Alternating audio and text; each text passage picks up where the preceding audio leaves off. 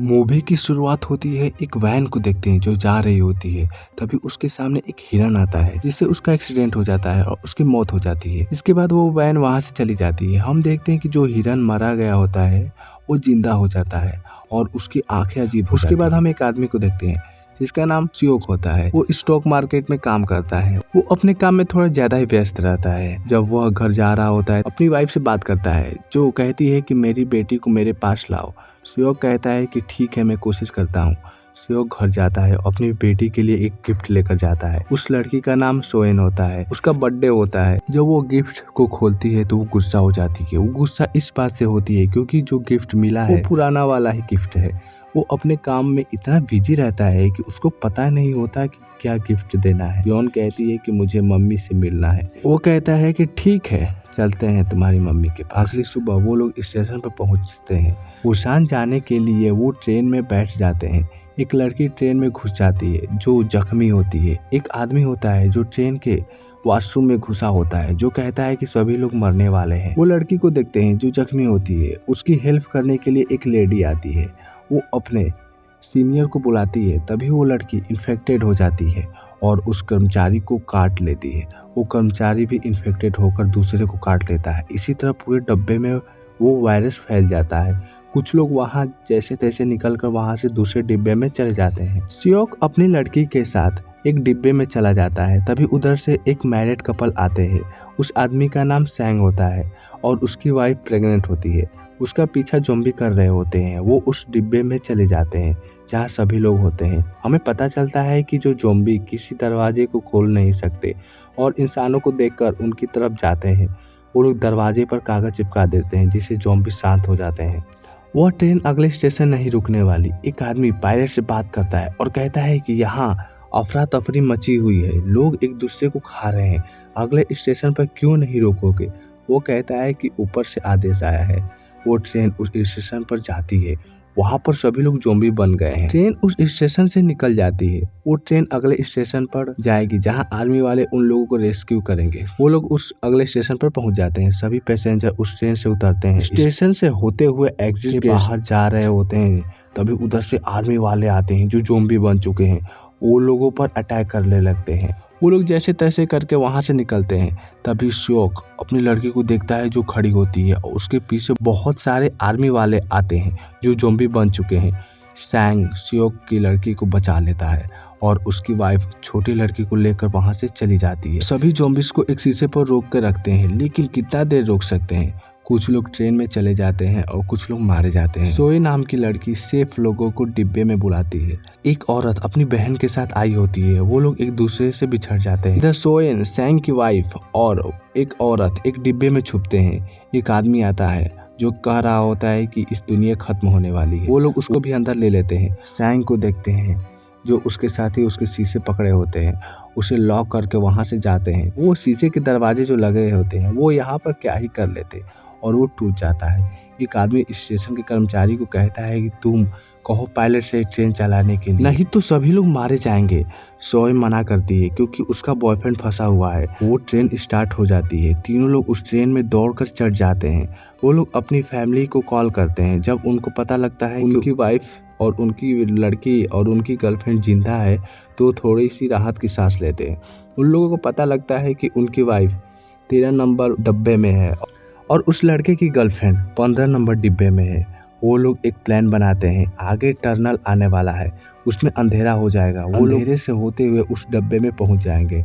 वो अपनी वाइफ को, अपनी बच्ची को छुड़ा लेंगे। वो लोग ऐसा ही करते हैं। जब टनल आता है तो वो लोग ज़ॉम्बी से जैसे तैसे करके बचते हैं और अपनी वाइफ के पास पहुंच जाते हैं। वॉशरूम से निकाल लेते हैं। अब लास्ट टनल आने वाला है। वो लोग सोचते हैं कि इस टनल से होते हुए 15 डिब्बे में चले जाएंगे यहाँ की वहाँ सभी लोग हैं जो सेफ हैं। तभी वो लड़का अपनी गर्लफ्रेंड को कॉल करता है और कहता है हम लोग आ रहे हैं, तुम दरवाजा खोलना। लेकिन वो आदमी होता है वो कहता है कि वो लोग ज़ॉम्बी के पीछे आए हैं, पता ना वो इन्फेक्टेड होंगे, इसीलिए वो कहते हैं कि दरवाज़ा नहीं खुलेगा।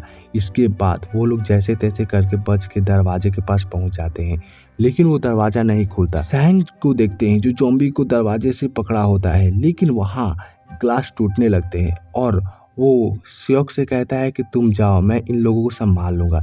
श्योक उसकी वाइफ को लेकर वहाँ से चला जाता है। वो बेचारा ज़ॉम्बी से लड़ता है और खुद को ज़ॉम्बी को हवाले कर देता है।